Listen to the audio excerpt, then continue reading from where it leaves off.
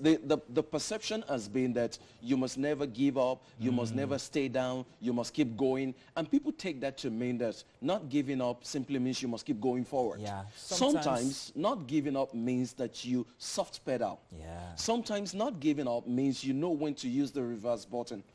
Sometimes not giving up means you need to understand that you're stuck. There are times when you're descending from a bridge and you can quickly see that the point you're going into has a lot of traffic, so you use the reverse gear and you quickly take another route. And there are times when you're into it already before you realize, wow, I'm stuck already. So in life, there are some people who get to that point where they've hit the brick wall before they realize there's no way forward, they have to go back. There are some people like that. And there are some others, they quickly spot the difficulty. They have the foresight. So the moment they see it, they just hit the reverse.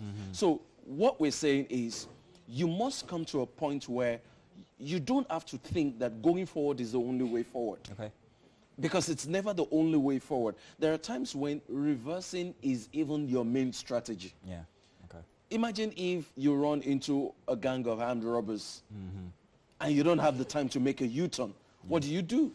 You have to hit the reverse. But in fact, sometimes some people tell you that reversing is where you really know the real drivers. Yeah, I agree with that. So in life, you've got to know when to run back.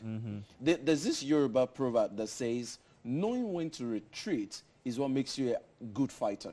I want to plug in a story here. Dave Chappelle, very well-known American, black American comedian, at a point in his career when he was doing absolutely fantastic, just decided to run away from it all. He had big contracts ahead of him and all, but he simply just disappeared. Came all the way to Africa, went to South Africa and spent at least, I think, about a year there before returning back to America and restarting his career. And when he was asked why he did that, he was like, it was time to just slow down.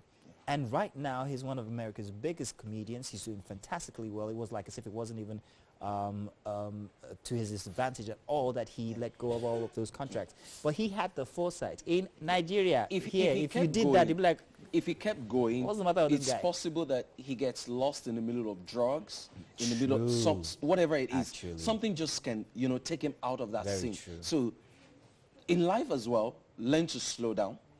In fact, in some cases, learn to make a U-turn.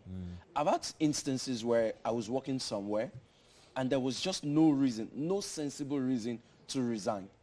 And then I pull out of the organization and people are like, are you okay?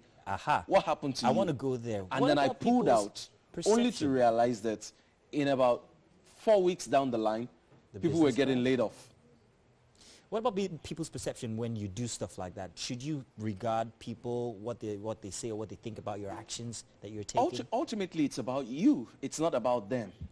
So they're going to say what they have to say. It's not going to be pleasant. Sometimes you're going to get under pressure and you're going to ask yourself, did I take the right decision? But you need to understand that the reason you had to retrace your steps was because you saw something going wrong or something was already wrong and you noticed it before they did.